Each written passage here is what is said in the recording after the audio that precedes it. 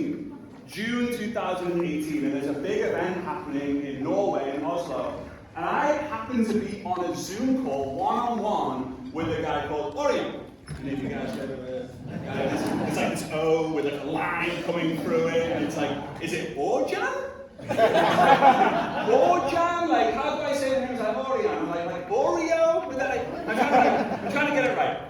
And there's this guy, and he's super polished and really professional, and he has this really cool accent. He's from Norway, and I'm like, oh, this guy's really cool. And he says, we'd like you to come to the event that's happening in Oslo, 2018 in June. And I'm like, hey, I would love to come, but I have one condition. And these are the days where I wouldn't charge for anything. I would just go do these events for free. I have one condition. My rule is to protect myself from speaking with bad companies, that I have to be able to have used the product. That's my one condition. I won't go and speak at an event unless I have been able to say, I've used the product. Right? So he sends the product, and I get the prick on the finger, and I fill it all in, and then some weeks go by, and I get the test results, and it's 13.2 to 1.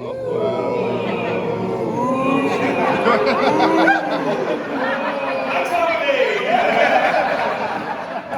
13.2 to 1, so I'm like, uh-oh. Like, I've got to be balanced by the time I get to stage, I've got no chance, so I'm like opening the bottle and I'm just doing I'm having a shower in it, I'm underneath here, I'm brushing my teeth with it. Anyway, the event happens, and then I'm on to the next event, and guess what happens? They have to send me product. So, I stopped using it. I'm sorry. This is 2018, right? I'm being honest with you, I'm being vulnerable. 2023. I do an event, actually like 3 hotels that way, maybe that way, 3 hotels that way. And a woman from Zinzino comes to the event, and me and my dad are sat down. Now my dad, he's legendary network marketer, he has multiple sclerosis, and he's probably top 10 most unhealthy people I've ever met in my entire life. Right? He doesn't smoke, he doesn't really drink alcohol, but his food intake, and obviously because of his MS, his activity level is super low. So we're sat there, and she just goes, can you just give me your fingers? So me and my dad are like, okay. Prick, my dad goes, ow! I'm like, ooh, do it again. Like, I'm rubbing this, she's rubbing this. Okay, great. 2, 3, 4 weeks later, she goes, the scores have come back, 16 to 1 and 32 to 1. And I go, Dad, you've got to do something about it, you're 32 to 1. And she texts me saying, no, you were 32 to 1. That's from me. So, I haven't stopped using the oils since that day.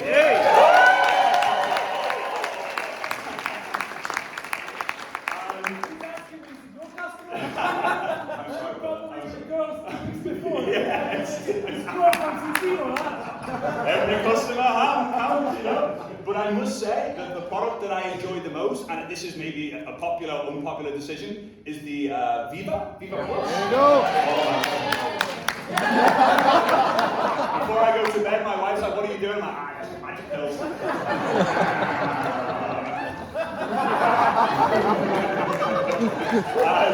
You should see it, right? I have this in my cupboard at home. I have this network marketing cupboard, right? Because my name is Fraser Brooks, and I'm a network marketing addict, right?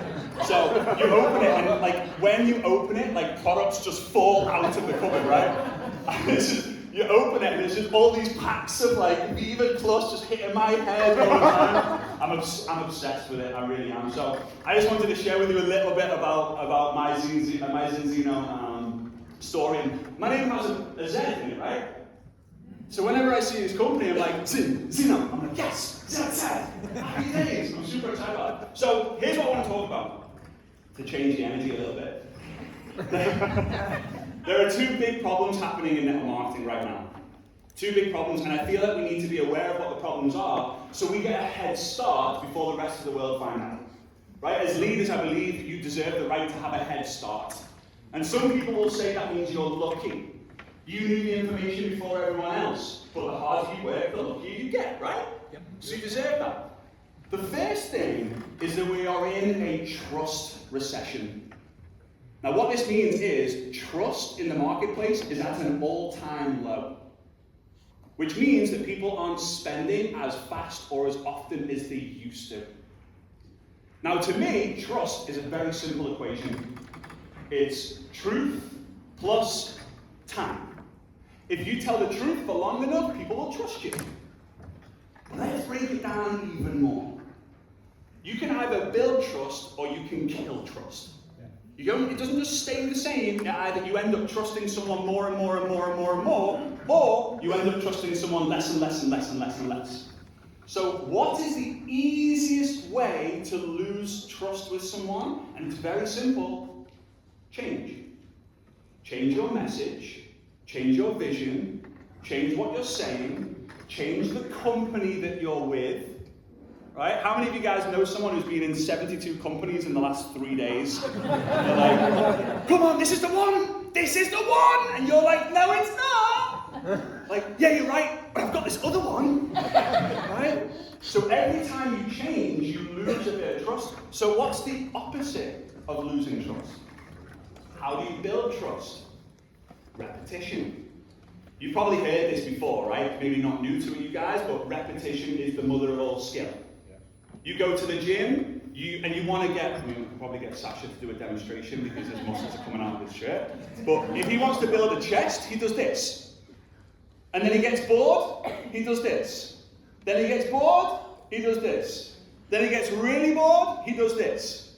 He doesn't just go, ooh, I heard on a podcast once that you can build your chest muscles by breathing through your nose and doing like something like chest muscles. No, you repeat the basics over and over and over again. So my favorite story for this, about 3 years ago, I get an email from an assistant, right? This woman emails me and says, hi Fraser, please excuse the unusual approach, but my boss, he's going to be coming over from Austria all the way over to Dubai, and he would love to meet you. So my reply was, is he a network marketer? ? Thanks, Fraser. Because I don't just meet with random people. If you're in network marketing, I'll meet you because I freaking love you, full stop, right? Because you're in network marketing. So she replies back saying, yeah. He's in network marketing, like he's staying in a hotel a few buildings from where you live. I was like, great. What's his name? She said, his name's Hans. Now, he's from Austria. Anyone from Austria? And we got Austria. Alright, so I thought Hans, the only Hans that I'd ever come into contact with at that point was from the movie Die Hard with Hans Gruber. So I was like, alright, so I'm thinking in my head, he's going to be like this Hans Gruber guy, and I'm going to have to meet him, and I'm going to have to go like yippee-ki-yay and all this, right? So I meet him. And I walk into the hotel and I'm thinking, all right, we've got 30 minutes. I don't know what he wants, but I'm open to just making a friend. Because my daily method of operation is learn something new and help someone new. That's it. Keep it simple, because I can repeat that every single day. So, we get to there, and there he is. He's about a 70-year-old guy with his wife, who I'm going to say was 50. She was probably also 70, but I'm going to be nice to her, right? So she was around the same age. And he's got this notebook, right? And his wife's got this notebook. And we sit down, he pulls the chair out, sits down, puts his notepad, opens it up to a brand new page. His wife does the same, they get the pen, and then he says, hey, before we start, can I voice record? And I'm thinking, oh, here we go. One of those going to voice record and never listen to the voice recording ever again, right? So he puts the voice recording in the middle and says, hi guys, this meeting is happening on February the 3rd, 2023. We're going to be discussing social media inside of network marketing. No, geez, all right, okay. And then he's like this, asking questions. And his hand did not stop for 3 hours. Just making notes. And his wife was doing the same thing. And I'm thinking, wow. This guy at 70 years old is still wanting to learn a new skill. So at the end, I'm like, this guy, I really like this guy, the energy is cool, he's like this crazy, he used to be a ski instructor in Austria, so He's kind of like the Austrian version of an Australian surfer, if you can imagine that. Right? Like his hair's all a little crazy, and he's dressed a little bit crazy, and instead of doing like this, in default, he's doing like this. In default, right? He's like, right, so nice to meet you. I'll see you soon. And before we leave, he says, can I take your number? And I don't usually give my number out, but for some reason, he just impressed me with all this, like, this note-taking.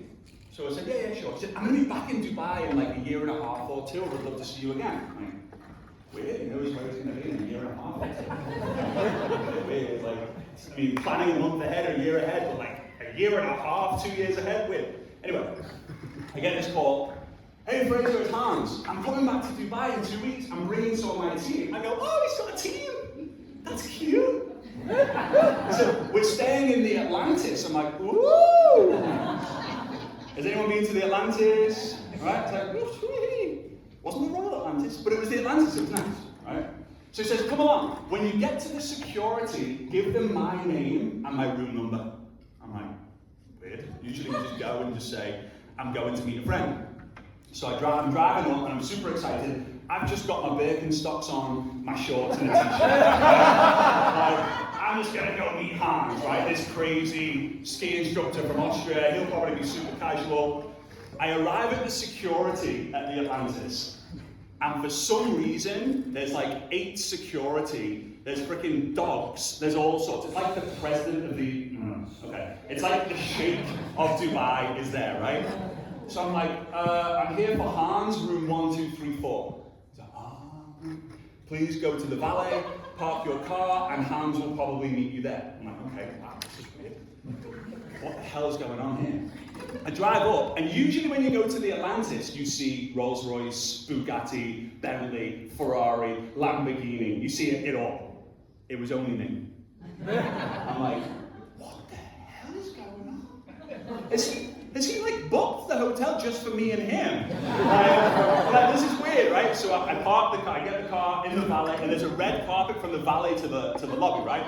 To the front doors. And there he is, Hans is waiting. Hey, how you doing? Oh. He's waiting, he's like, Fraser, good to see you again, my friend, how are you? Hans, I'm doing great. What the hell is going on, Hans? He said, right, I want you to hold my hand. Weird. I want you to hold my hand because when we go into the hotel, it's going to get a little bit crazy. I said, why? I said, do you trust me? I said, yeah. Only because you're a network marketer. Otherwise, I'd be like, this guy's a serial killer, and like, I'm going to die. Even in Dubai. So I hold his hand. I feel like I'm skipping to the door. We open the door. And I swear there's 500 people in the lobby, all just turn around. And they look at Hans, and I'm thinking, who the hell is Hans? Who the hell is Hans? And they come running over. Like, first and foremost, it was a walk. Then it was like a jog. And then it was like a mad rush to Hans, right?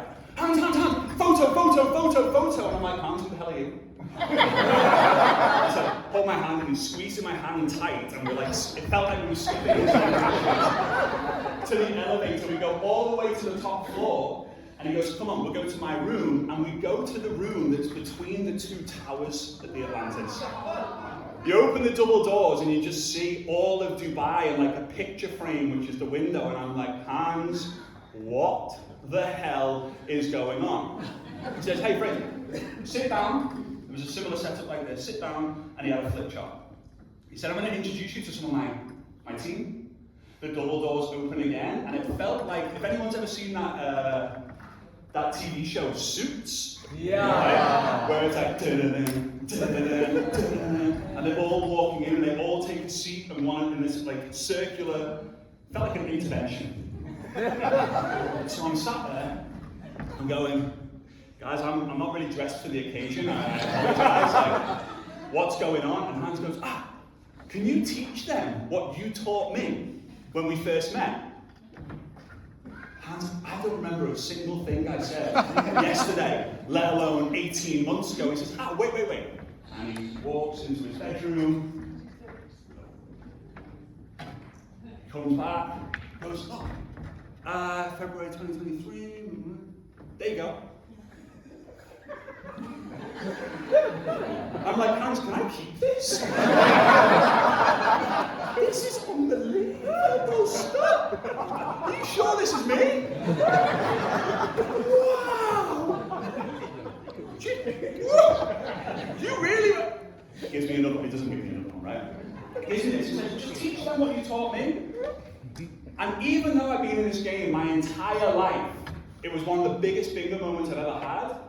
Because he turns to me and he says, why would I want you to teach me something else?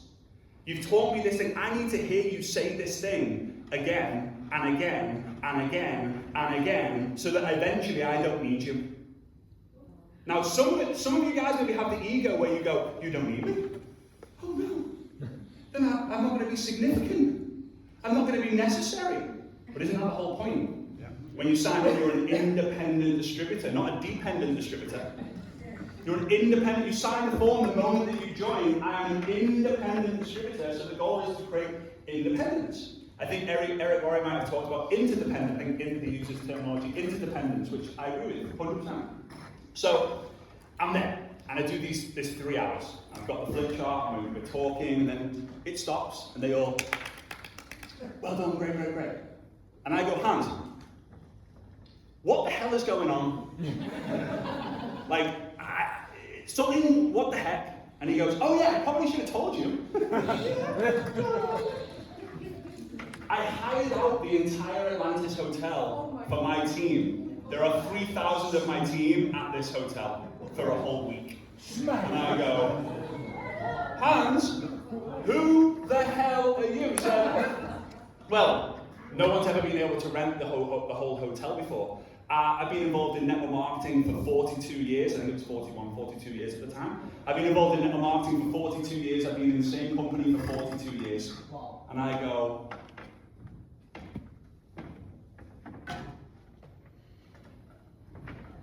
and I sit down, and I say to Hans, teach me.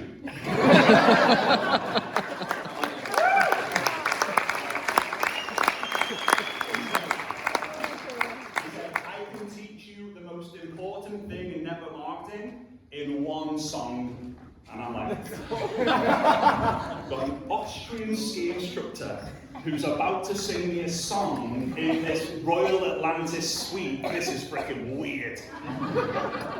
So he stands up like he's a composer of the orchestra, right? And he goes, right team, you all know what to do. And they're like, yep. And we go, step 1. Step 2, step 3, 4, 5, 6, 7. And then it stopped. It was like it went. And I'm like, what the hell? How long have you been doing that for? He said, every single day since the day that I started. I went, Hans, you're 70-something years old. You've been doing this for 40-something years. Are you not bored? He goes, oh yeah, I get bored. And then I go into my back office. My back office, yeah. That kind of worked. I go into my back office and go, boring works. So, that day, we arranged to then meet up in Austria in a place called Fontana, which is near a town called Baden, which is just outside of Vienna. Huh? I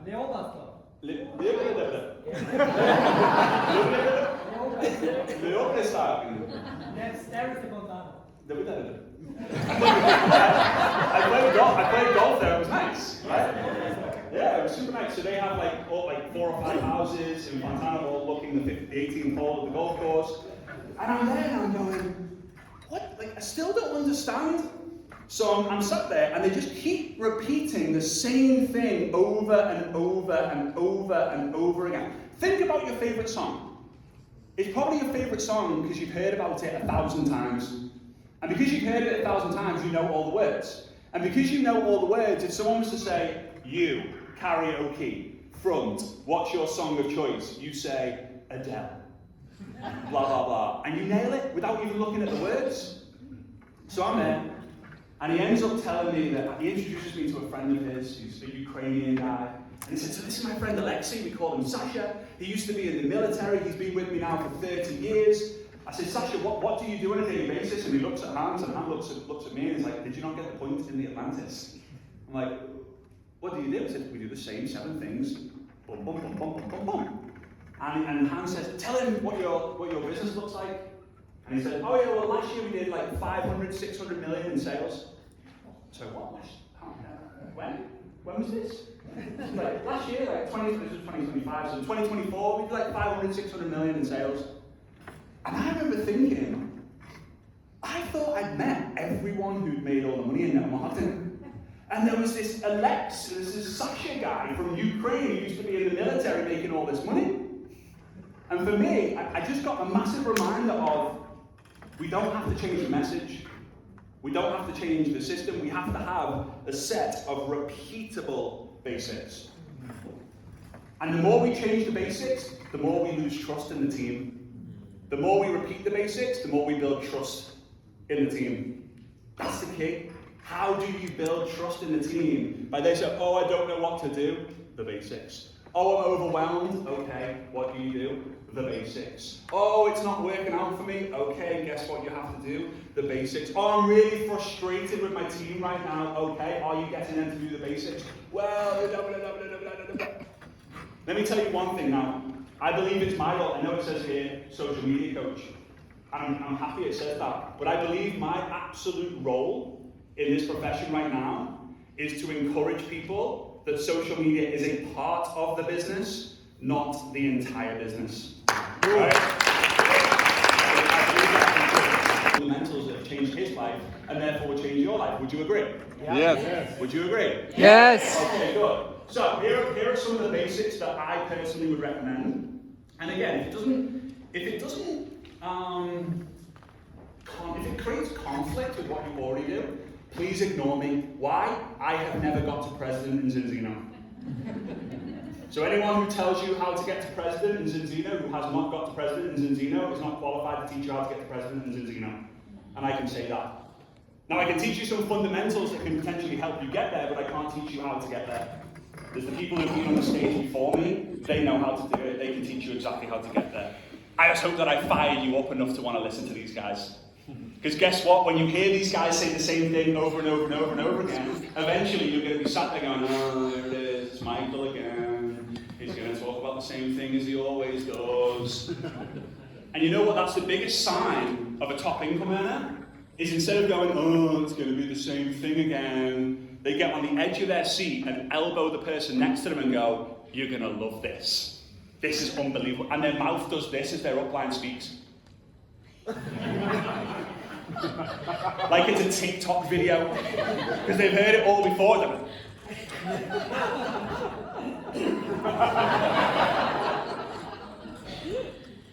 Wait for this one, it's a good one. He's going to tell the hand story. Right? That's the key. That's the key. Is repetition is the mother of all skill. We don't just say it for the sake of it. All right. So basic number 1: start conversations. Have conversations. I get every single day. My inbox on all the social media platforms are flooded with Fraser, I'm shadow banned on Instagram. Fraser, my algorithm's all messed up. Fraser, I'm only getting 7 views on my Instagram stories, what do I do? And I say, that's amazing. How many conversations did you start? None. That's the problem. But how do you start a conversation? Because isn't it a bit weird on social media to start a conversation?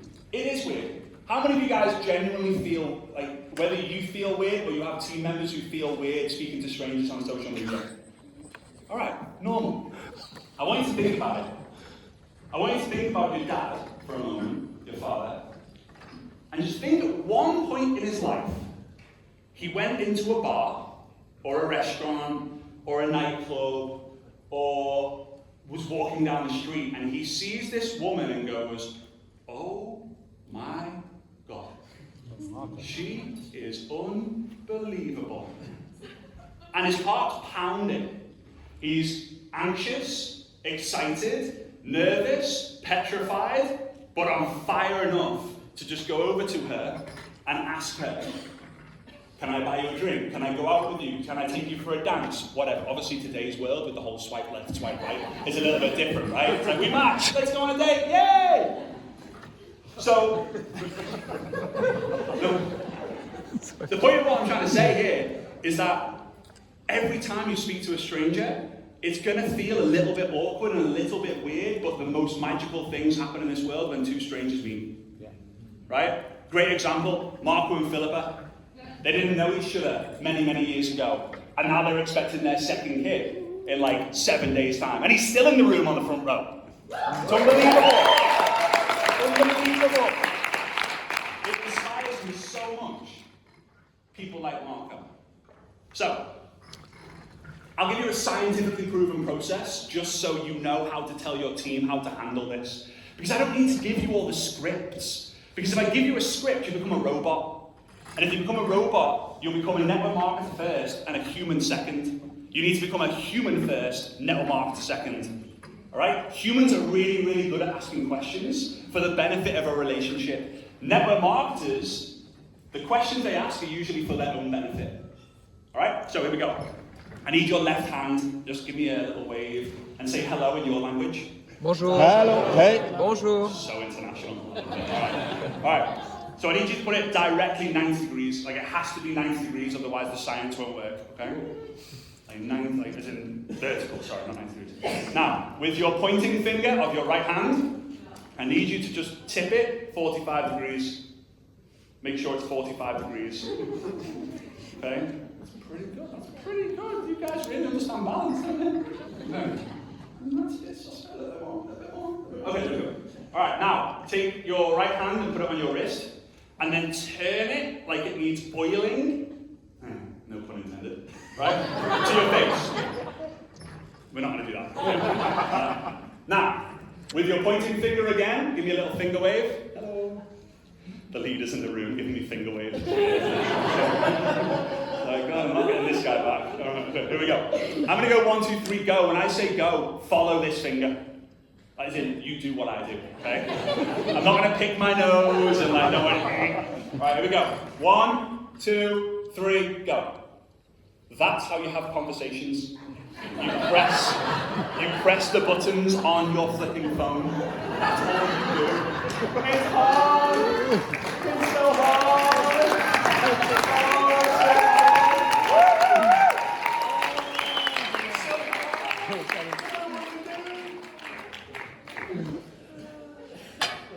Think about your grandparents, what hard looked like. Whilst you're in your pajamas, sat on the toilet, scrolling TikTok, thinking, oh, it's hard! It's hard! Start conversations, 1 a day, 2 a day, 3 a day. Now, if you have got social media going on and people are coming to you, great, that's a bonus. But understand that it takes years to get attraction marketing working for you.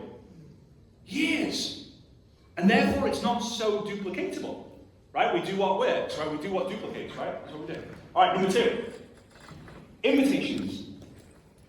You guys are probably sat there going, wow, this is so basic. Yeah, I know. Because simple scales, fancy fails.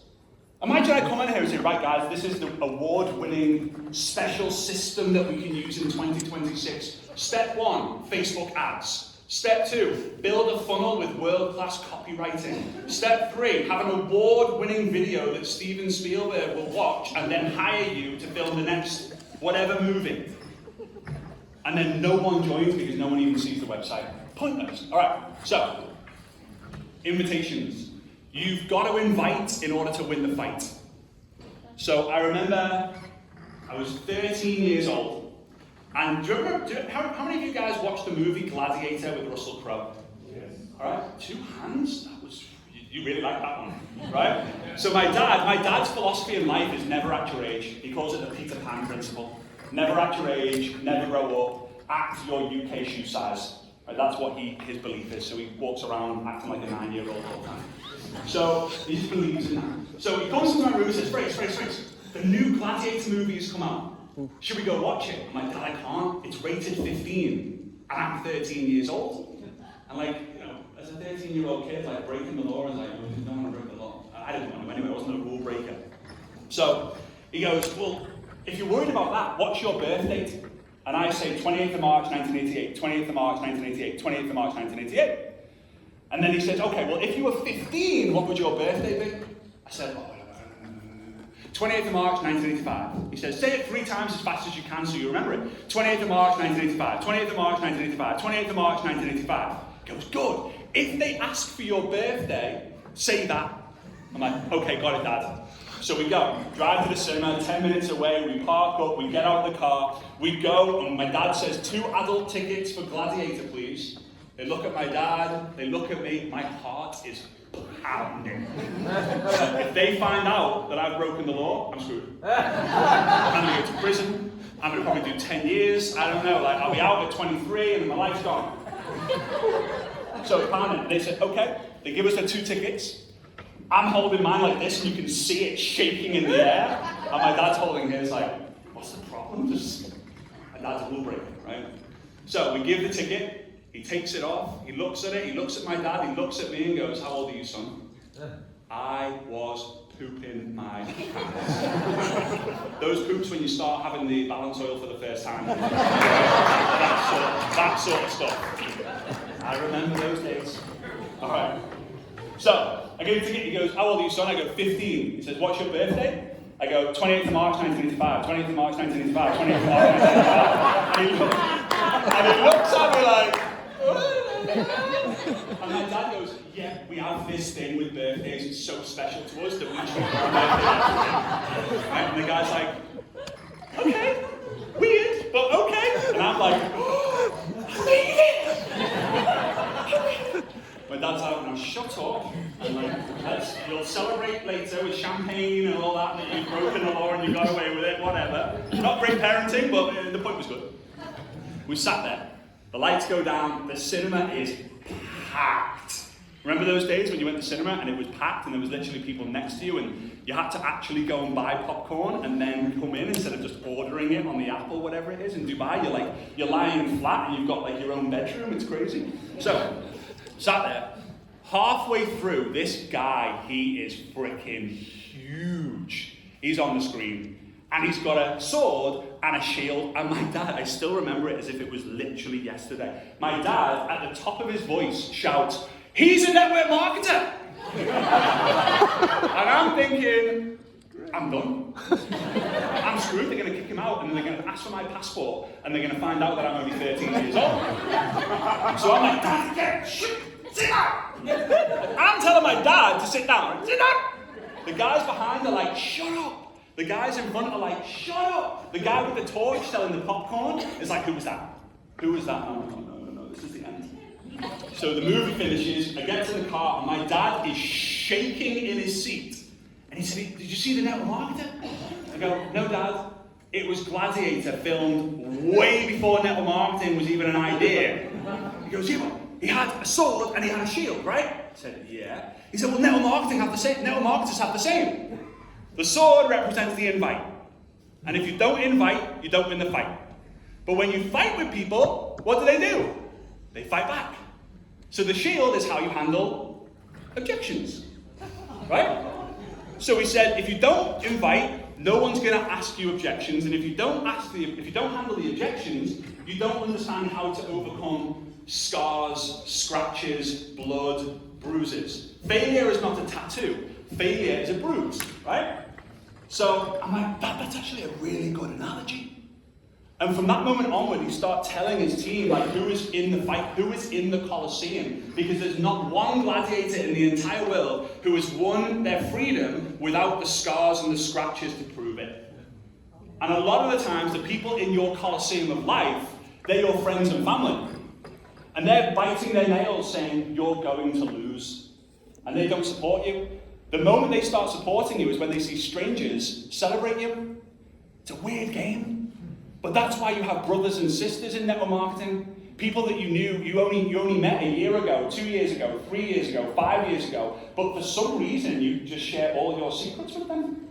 They're like brothers to you. I think about the people who I met 2, 3, 4, 5 years in this network marketing game. I would call them first with good news before I would tell my friends of 30 years with good news. Because my friends of 30 years would go, yeah, right. Or they'd be like, oh, shut up. But my friends in network marketing, they'd be like, that's freaking awesome, let's double it. So, we start conversations and we give invitations, but what do I say for a good invite? Whatever you're going to say, the key is to do what you usually do when somebody joins at that stage. Let me explain. When someone joins your team, how many of you get the email come through, congratulations, you have a new distributor, and you're like, yes! How many of you get like that feeling? It's a nice feeling, right? Woohoo! It's a nice feeling. So, you then arrange a call with them, and your goal is to try and find their why. How many of you guys do that? Are you getting a call? I really want to find their why. It's amazing. Why? Because it gives you leverage, right? So when they want to quit, you're like, hey, is that why still important to you? Is that why? Like, what's your alternative to getting that why? So why not find out the why before they join? Bam. So if I invite you and you say, yes, I would like some more information, before I give you the information, what about if I ask you then, why do you want more information? Why do you want to change your life? Why do you want more? Why do you want more income? Why do you want to make a change? And they say, I don't like my job. Well, why don't you like your job? Because when you get someone to say, yes, I want more information, you've now put the seed on the top of the soil. And what happens to seeds on the top of the soil? The birds get them. It's the birds. Repetition, right? It's the birds. With the voice, the birds. And you come over to come nurture the seed and you're like, where's it gone? Like, hey, what did you think of the presentation? And they've blocked you on Instagram. And you're like, damn it, another one? That's your fault. Because when you ask the why, you dig a little hole and the seed gets a little bit deeper and a little bit deeper and a little bit deeper. But what you've really done is you've turned it from a logical communication to an emotional communication. For the women in the room who like handbags, there are very expensive handbags out there. Louis Vuitton and Chanel. Technically, it carries the same stuff as the other ones you can buy. It carries the same stuff as a plastic bag you get, as a paper bag you get, right? Like, yes, thank you, why? But for the men, let's go for the men. Why do you want to get the Ferrari when you could just get, I'm not going to mention car logos, it could get messy, right? Why? Gotcha. The emotion. You buy it emotionally. Logically, it doesn't make sense, but emotionally it does. So, we give conversations, we give invitations. The third basic is do presentations. And I know this sounds so basic, but that's the idea. It's got to be so simple that it becomes repeatable and that you can track. How many of you guys, and I know this is a mature group, but how many of you guys were in the business before, how many of you guys were in the business before COVID? And how many of you guys joined like in COVID and after? Okay, so one thing that you'll notice, before COVID, there were two things that were very high that are now almost non-existent. Number one, one-to-one presentations in person. Before COVID, oh my God, we were doing one-to-one presentations like freaking maniacs in hotel. I remember being in the city of Malmö in Sweden, right? There was a hotel there's a square, no. You had stolen it from my Vima team. This is one kind of, but what was it? What's the square called? There's a square in Malmö, there's a TGI Fridays on the corner, that backs onto the square, right? And we're just doing presentations, one by one, every like 30 minutes. But become the best in the company at doing the presentation. So much so that when you're walking at your annual convention, your annual conference, people go, psst, there she is. She does the best presentation. So much so that if I was here and I was to say, right guys, I'm going to join Zinzino, and I'm going to recruit Eric Warre on my right leg, and I'm going to revive Jim Rohn from the dead and put him on my left leg, right? However, I have to see the number one presentation in the company. Who will do it? Your hand should go up like a freaking rocket to Mars. Because otherwise you're thinking, okay, well, Marco would do a better job than me. Well, then you're always relying on Marco. So whenever you send the presentation to someone, watch it yourself. Speak the words, know the words so well that you can sing the song. It sounds so basic, but I promise you, it is a dying art in network marketing. The number of presentations the team does determines the speed. The number of presenters determines the quality. How many people in your team can do the presentation instead of you? Otherwise, you'll always be needed in the team, and therefore you'll always have a dependent team. And guess what? Don't change the presentation because the presentation has already got this company to where it is. Like, oh, you know what? Because guys, boredom is the trigger to creativity. When you repeat the same thing over and over and over again, you get bored. And when you get bored, you start going, oh, you know what? I think we should change the presentation. And I think we should make it, instead of it being 27 minutes, we should make it 26 and a half minutes. And instead of us doing it on Zoom, we should use a new platform and make it evergreen, right? These things can work, but don't do the things that distract you from the basics, all right? Number 4, I call them continuations. Let me explain what a continuation is. A continuation is the art of continuing a conversation, also known as the follow-up. The fortune's in the follow-up. Well, the fortune's actually in the follow-ups. You don't make a fortune following up once, you make a fortune following up many times. However, you've heard it all before, but people still don't follow up. So a continuation is the art of continuing a conversation. So if I find out what your why is, I'm not saying, so, what did you think about the presentation? Because then you're going, oh, I think I need to think about it. And the more you think, the more you doubt, the less you do, the less you do, the more you think, the more you think, the more you doubt, the more you doubt, the less you do, the less you do, the more you think, the more you think, the more you doubt, the more you doubt, the less you do, less you do, the more you think, the more you think, the more you doubt. You're an overthinker.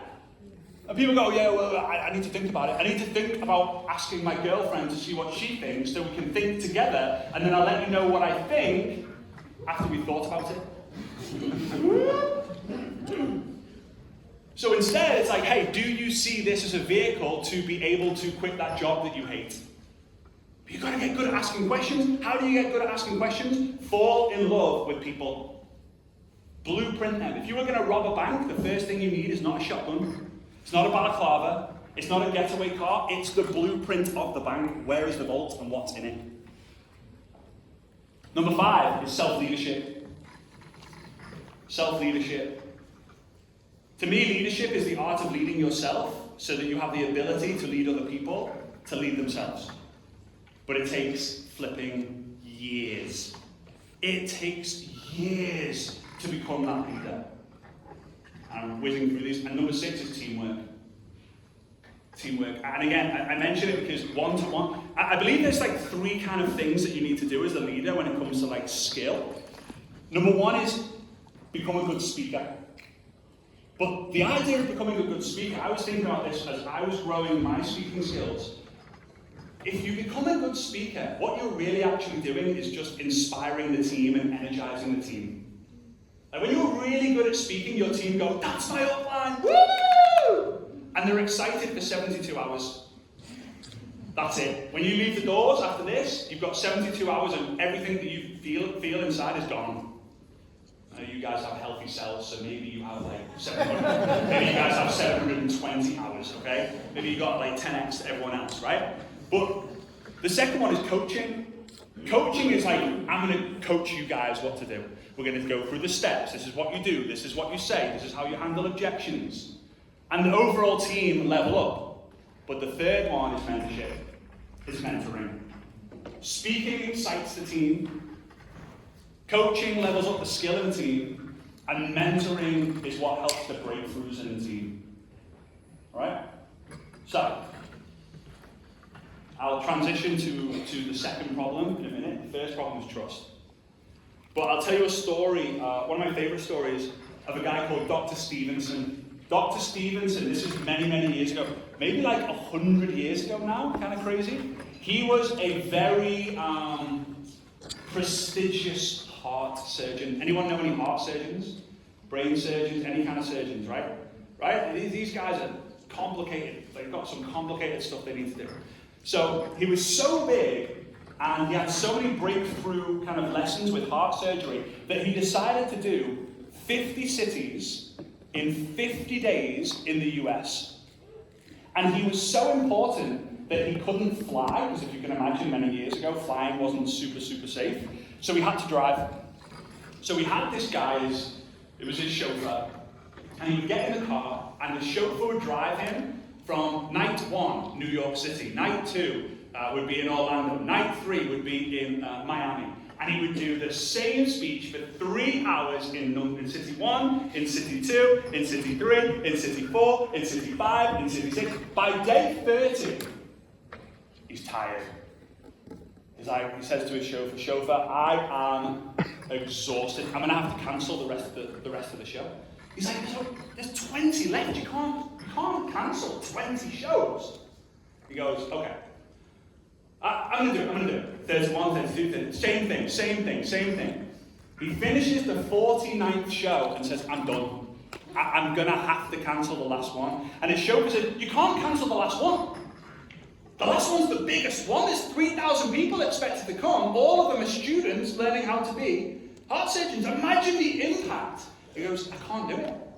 My battery is all the way down. And the chauffeur comes up with this idea. He says, listen, we've got 6 hours to drive from the 49th event to the 50th event. How about, in the 6 hours, I tell you the presentation. And if I nail it, I'll do it. And Dr. Stevenson's like, well, that's stupid. I'm a heart surgeon, you're a chauffeur. And the chauffeur goes, I've heard you say the same thing 49 days. It's 49 times in 49 days. So he goes, okay, I've got no choice, I'm done. So he starts driving. The chauffeur freaking nails it. Word after word after word after word. And Dr. Stevenson turns around and goes, wow, bravo, my friend. That was really good. We've got another 3 hours. Let's stop, get some water, and then the next 3 hours, do it again. So the chauffeur's like, no problem. Next 3 hours, nails it. Boom, boom, boom, boom, boom, boom, boom, boom, boom. Word after word after word after word after word after word. Nails it. Dr. Stevenson's thinking, I cannot believe that you've just done that. They arrive at the arena, and then the chauffeur says, now what? What do we do? And Dr. Stevenson says, right, take your clothes off. I'll take mine off. You'll dress as me and I'll dress as you. Yeah. So there's Dr. Stephen, he's in the chauffeur outfit with the white gloves and the hat, and he's just at the back of the room, nervous as hell, as they announce Dr. Stevenson. Chauffeur dressed as Dr. Stevenson comes on, and there was no internet back then, right? So they didn't even know what he looked like. And he comes on, stands right at the front, toes coming off the stage. Hi, my name's Dr. Stevenson. Frickin' nails it. 3 hours, after 3 hours, everyone jumps to their seats. Wow, Dr. Stevenson, woo! And as he's about to go, a student on the front row goes, Dr. Stevenson, Dr. Stevenson, Dr. Stevenson. What happens when there's a complication with one of the arteries in the second valve and then they have to make an operation? And he says to the guy, he says, listen, I appreciate your excitement, but that question is so stupid, even my chauffeur at the back can answer it.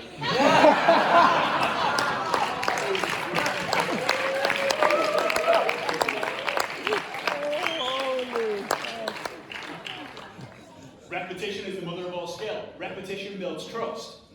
But you will get bored. People are getting bored more and more and more these days. So, are you following so far, am I? Yeah, absolutely. I don't want to go too fast and it's like, oh my God, my AI translation isn't keeping up with me. Alright? I have a tendency to break AI translations. Alright. The second problem is maturity is at an all-time low in network marketing. Maturity is at an all-time low in network marketing. So, it's my belief that there are many different phases. When you join, you start as an amateur, right? Anyone remember the days when you started and you were a complete mess? Right? You were just, oh my God, no one would join me. They would be stupid to join me. You had this belief and excitement, like, good luck if you join me. Right? And then you read the books, you go to the events, you listen to the legends, and you become a professional. But there's a lot of professionals in network marketing who are not mature. But the journey from amateur to professional can be done in 6 months to 18 months. Right? It's not like university where you have to go to college for 2 years and then university for 3 years. You can just become a professional very, very, very quickly. So you become a professional. But then becoming a leader feels forever away. Does anyone struggle with that? They feel that like, I'm a leader, but like, okay. So the journey in between the professional to the leader is to become a mature professional. Because when you first become a professional, you're an immature professional. And then the journey of, I need to become a mature professional. And when you become the mature professional, moments after, you become the leader. So I'll give you let's say, a test, kind of a test. And I want you to just identify where you feel you are on the maturity scale for these 10 traits, right? So if you're like a 1 out of 10, then you're immature. If you're a 10 out of 10, then you're mature. And you can be like a 2, a 3, a 5, a 7, a 9. So the first trait, if you wait for your upline to motivate you.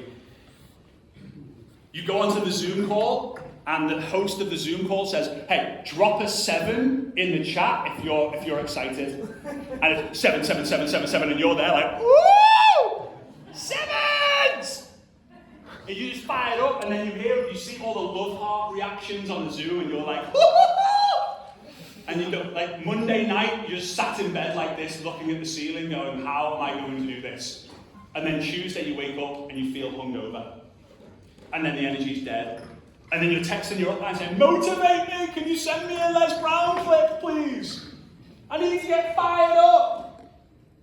You're immature if you need someone to motivate you. You're mature if you are self-motivated.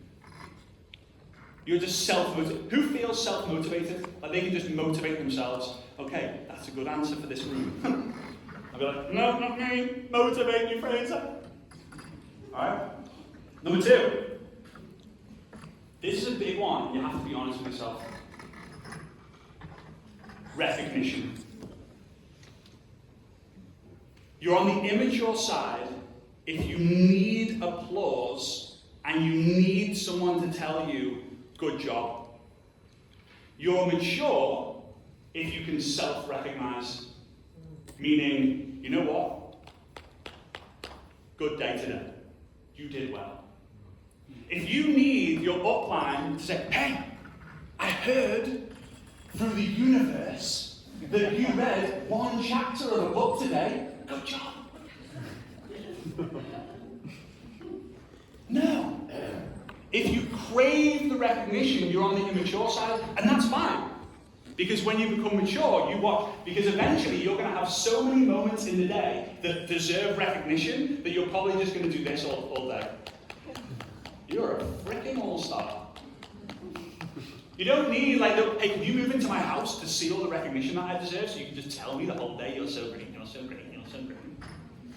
So where are you? Are you on the immature side or are you on the mature side? Hey, by the way, it doesn't mean that you don't need it.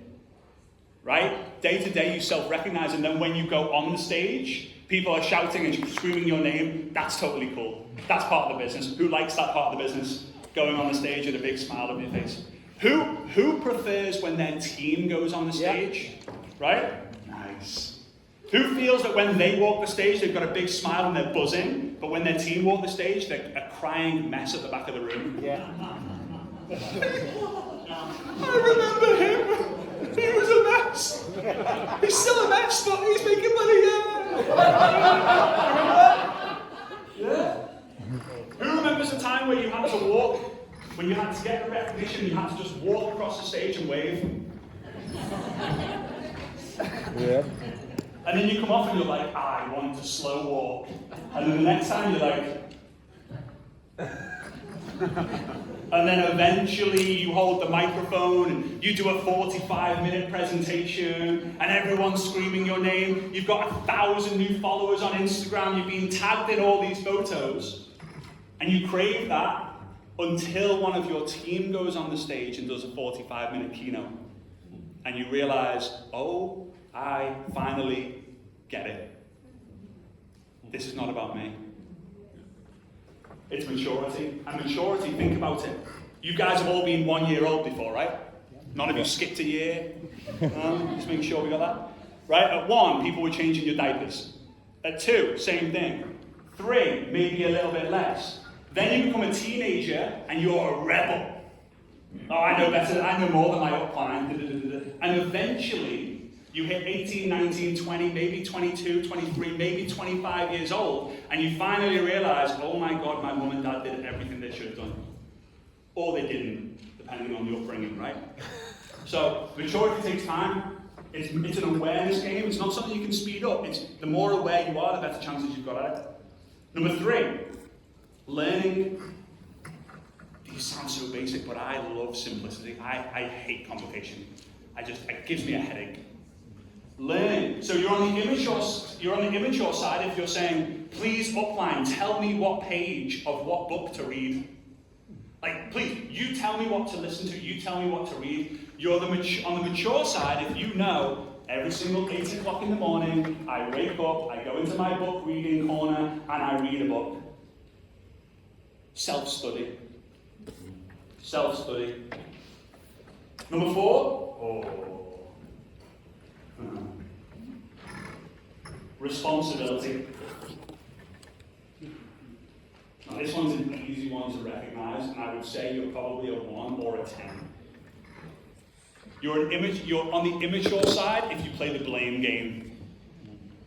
Now, the word blame in English is B-L-A-M-E. So let's just take this, right? B-L-A-M-E. In English, if we split those into 2 words, that's blah, B-L-A. Blah, blah, blah, blah, blah, blah, blah, me. So the product usually takes 24 hours to arrive. It took 26, and she's my top prospect. Blah, blah, blah, blah, blah. What are you going to do about it?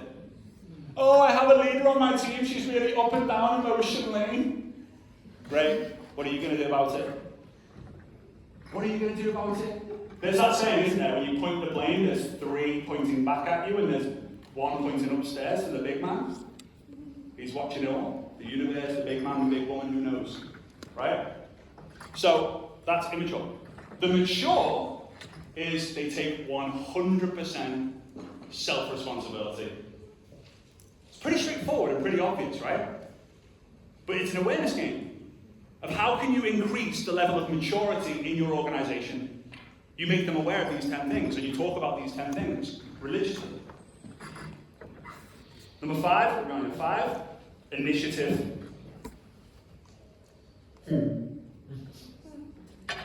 Initiative.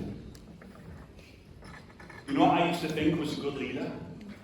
The speed of my response time to the messages my team gave me. Hey, when should they expect the delivery of their product? I thought that I was a member of the Red Bull Formula One pit crew, and I was changing tires, and I had to respond to them within 2.3 seconds, otherwise I was gonna lose my role as a leader. Hey, when's the product going to arrive? Doesn't matter, it'll arrive tomorrow. Boom, yes!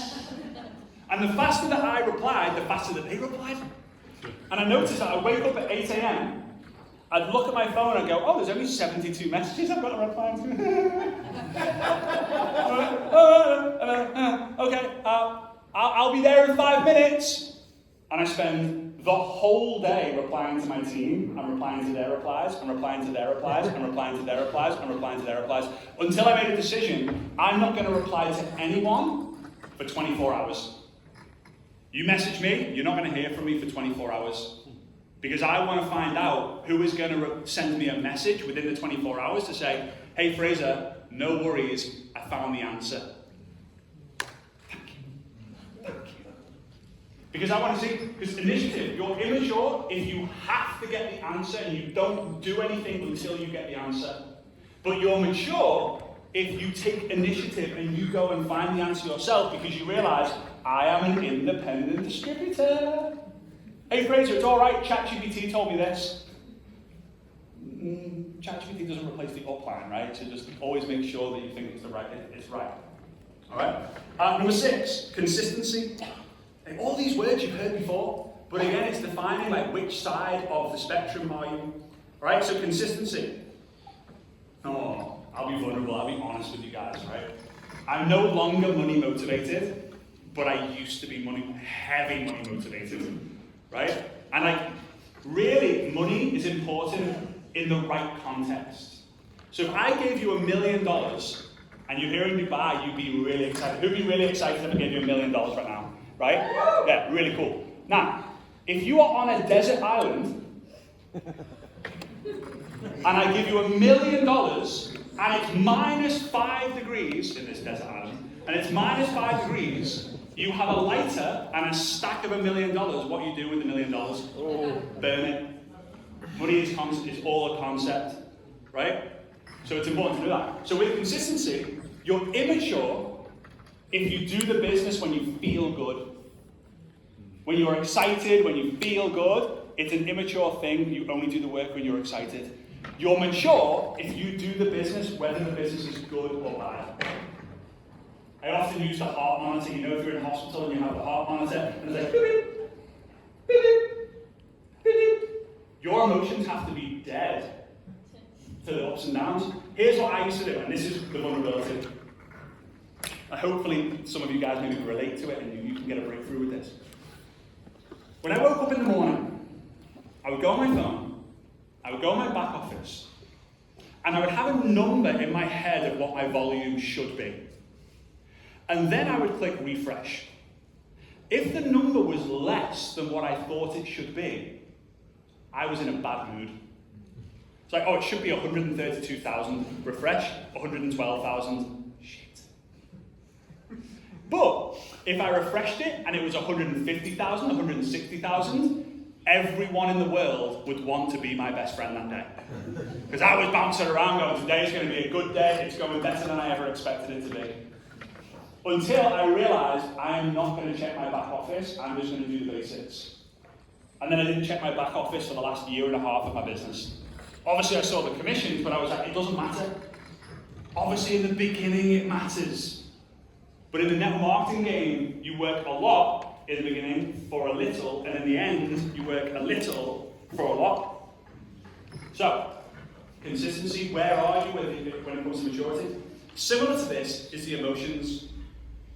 It's the next one, it's emotions. You've got consistency, then emotions. And again, you're immature if it's up and down, and you're mature if you understand emotions. This is my mentor's biggest weakness. My mentor was my dad. How many of you guys understand like the colour personalities? The basic idea of the colour personalities. So like a red is like money, ambition, wants to reach the top. A yellow is like people, community.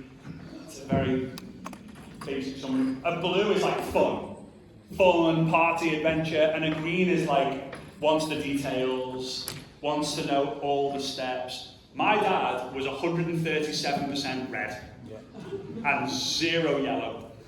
Like not a single piece of anything, just red. Like if you don't believe in what I believe, you're stupid.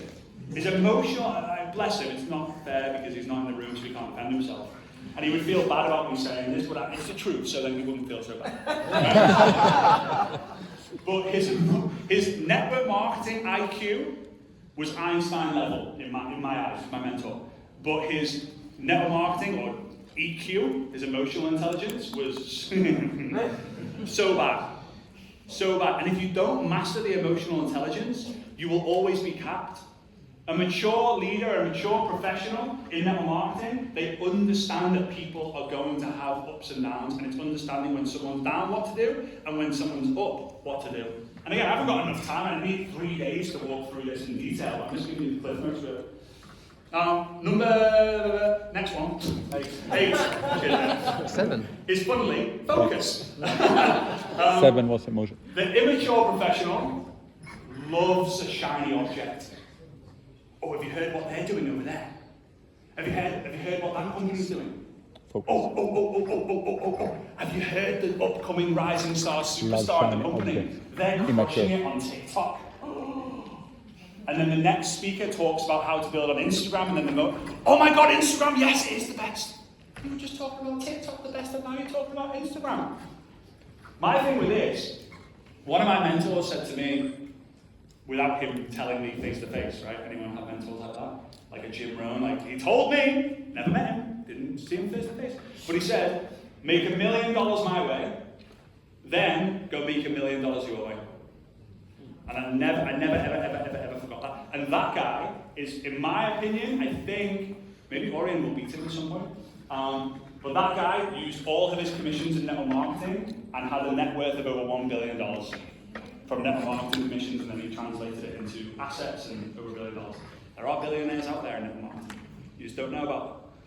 Well, you kind of do now. All right, so it's one platform, one message, one offer, 1 million. So you pick a platform, Facebook, Instagram, TikTok, offline, online, whatever. Then you pick a message, like who do I want to help? And then you pick an offer. What is the offer I'm going to give? Am I going to lead with the product? Am I going to lead with the business? And you repeat until you make $1 million. And then, if it's working, guess what? You probably don't need to change. So you're immature if you look after shiny objects. You're mature if you're disciplined and you stay focused. Last two. Leadership. You're immature if you manage people. You're a manager. You're mature if you lead by example. Again, it's kind of obvious, but you guys maybe think it's obvious, but guess what? Your team don't think it's obvious. The maturity in network marketing. Like I was just at an event in Munich. Like literally I got back at 9 a.m. this morning. And there was 8,000 people. And the average age was probably 21, 22 years old. And when the CEO of the company was on stage talking, delivering his address to the company, I would say there was more noise in the stands than on the stage. They were just speaking while he was speaking. I could not believe it. And you know, they come to the event in the oversized t-shirts and the fake jewelry and all that. It's immature behavior, but people aren't aware of it until you freaking tell them. That's an immature behavior.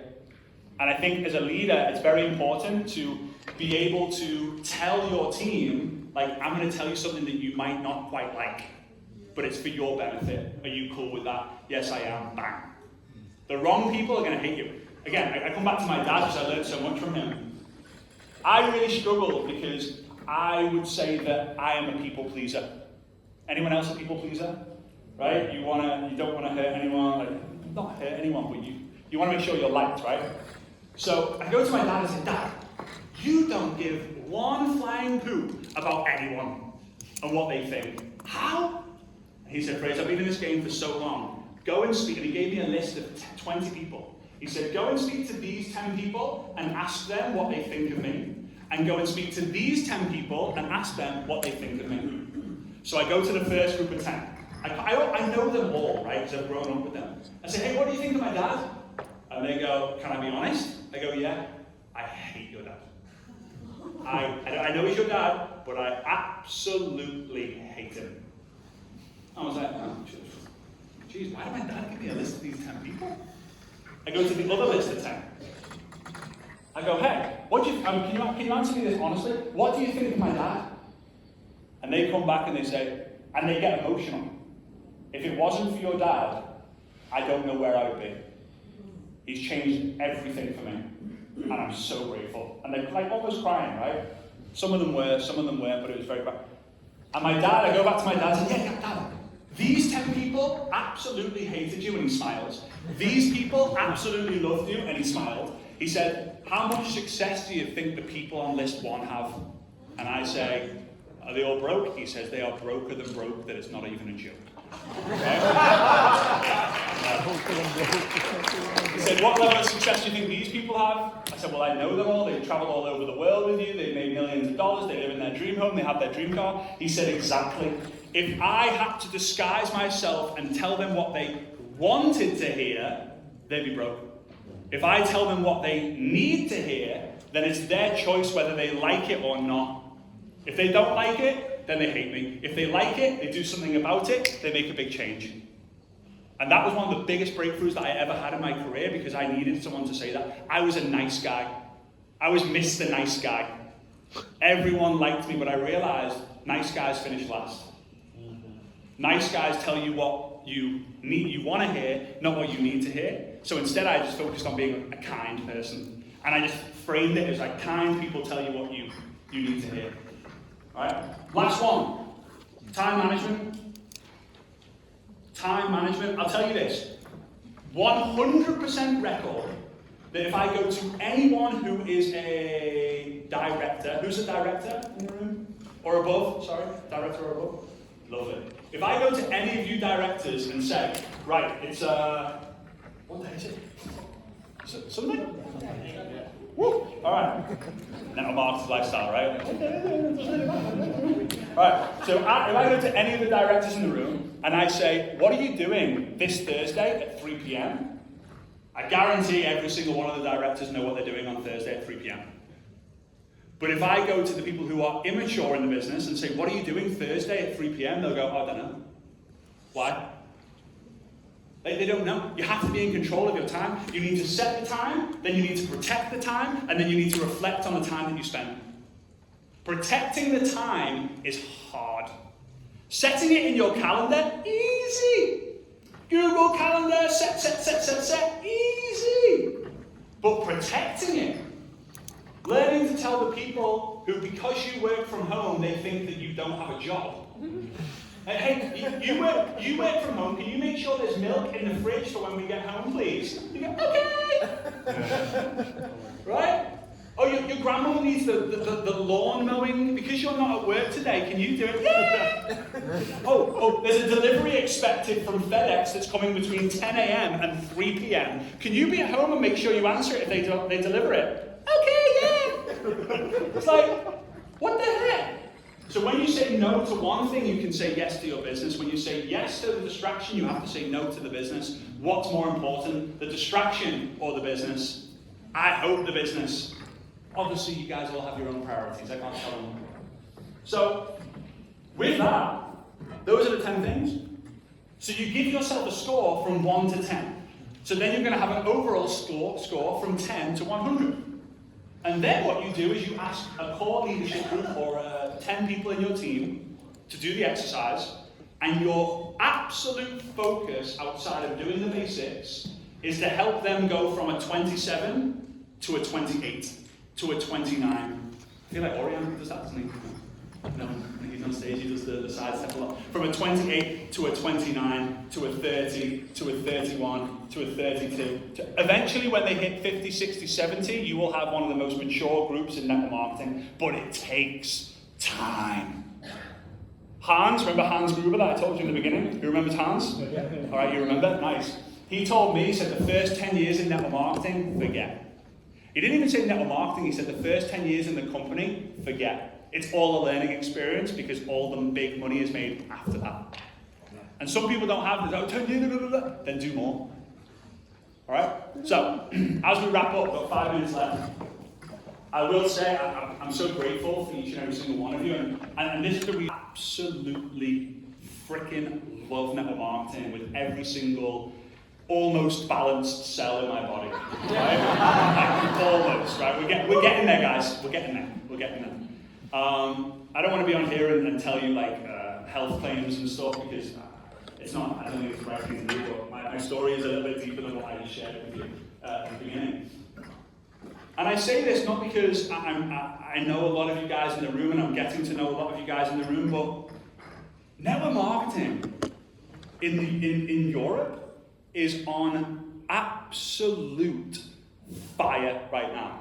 Like I've never known of a time where it's been so much on fire than it is right now. Germany as a market it's not going to be far away that Germany does more revenue than the entire North America. Like Germany is like $20 billion a year. Like it's not far off what America's doing. It's crazy. And I truly believe if someone comes to me and says, what companies do I need to look out for? Which companies are growing? The first one that comes straight to mind, it's on the tip of my tongue, is nCino. It's the first one.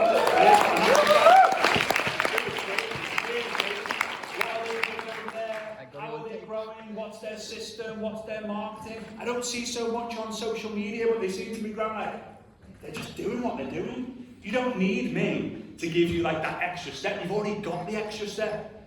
You're already so far ahead, and I think it's really understanding and appreciating that. So I want to just end this with a belief that I have when it comes to the end of your days. And I don't mean to get like morbid, I don't want to talk about like death too much, but it's the point of the process. I think about it a lot. Does anyone else struggle with age? Like I really struggle. Like I'm 38 in March and I'm petrified. Like it's my biggest weakness. It's my biggest weakness. Like I'm like, oh my god, I'm going to be 40 soon, and that means I'm like basically dead, right? I don't know. I've always struggled. Even at 21, I was like, oh my god, time's up. I don't know why. Maybe that's why I've always pushed the boundaries to try and get success as fast as possible. So I think about it a lot. I talk, let's say, with the universe about it a lot as well. So I believe that if you're fortunate enough towards your last years, hopefully you're healthy, and so you have this privilege that you're in the hospital bed, a really nice one and a really nice private one. You can see out the window your favorite view, and you're surrounded by the people that you absolutely love and adore. They're the people that mean the world to you. And you're holding their hand, and they're all crying, and they're whispering in your ear, you're my hero, I love you, thank you for everything you've done, and you've got the biggest smile on your face. And then the lights start going down, your eyes start closing, you take your last deep breath, and you go. And it's just pitch black for a moment. And then there's a huge ray of light. The light is so bright that you can't keep your eyes closed. You open them and you're like, whoa. And you're like, whoa, where am I? And you look down and you see, and you've got your favorite shoes on, the shoes that you got married in. And you're like, oh, these guys. And then you look and you've got your socks on. I've got matching underwear on today. Sorry. I ruined the emotion, but it's fine. Right? You've got your favourite socks on, you're like, oh my god, I remember when I spoke at Zinzino, and those are the socks that I was wearing. You look at your trousers and you're like, oh, I forgot about these guys. And you have your belt, your t-shirt, you've got your dress on, whatever, and you are feeling like $1 million. You're like, this is the ultimate outfit. And as you look up, in the distance, up some golden steps, is older guy with a big beard, and he's saying, come on! We've been expecting you. Start climbing up the steps. And you're like, okay, all right. And your health, all your joints feel perfect. You feel like an 18-year-old version of yourself. And instead of like, you go on the first step. And when you hit the first step, the earth just shatters. And you get taken to your very first memory. And you get to relive your first memory. Then you come back. Wow. Then you take your second step, and then you go to your second memory, and your third, and your fourth, and your fifth. And this climb takes years and years and years. And once all of your steps are done, the next step you get to live the memories of other people who had such a strong memory that you were inside of. So then you start seeing the people, and you're like, oh my god, that's Freddie. That's the first person I recruited. Like, really? That moment meant so much to him? And you start crying, you're like, oh my god. The second step, you're like, bam, bam, bam. Some of you guys are going to be climbing that staircase for hundreds of years. Longer than you were on the physical world, for hundreds of years. And then you get to the top, and there he is, St. Peter. And he says, wow, that was a long climb. We've been watching you. You've been doing some really good stuff in the world. He said, before we open the gates to paradise, you can ask me one question, and I'll give you the honest truth. And you think about it for a moment. What can I know.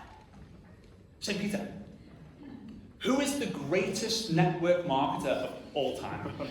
And he looks and he smiles at you, and this is a good question. Who do you think it is? And you go, oh, it's gotta be Jim Rohn, right? It's like, no. Oh, maybe it's like, Orion and Hilda. No, good one. No. Marco Passanante. And you're like, oh, you're so close. You're so close. He was number 2. You're number 2. looks at you and he goes, I don't think you're going to get it. He goes, who? Who is it? Who is it? I've waited 300 years to get to this moment to find out. He goes, you. You were the #1 network marketer of all time, but you didn't live up to your full potential. You held back. You stopped yourself from going all in. You let the excuses of other people stop you from becoming the #1 network marketer of all time. You've got to get out of your own way. And the point of this is, what if St. Peter clicked his fingers and you got to relive your life again as a network marketer? What would you do differently? That's what you've got to do now. So I appreciate you guys. Thank you so much for having me.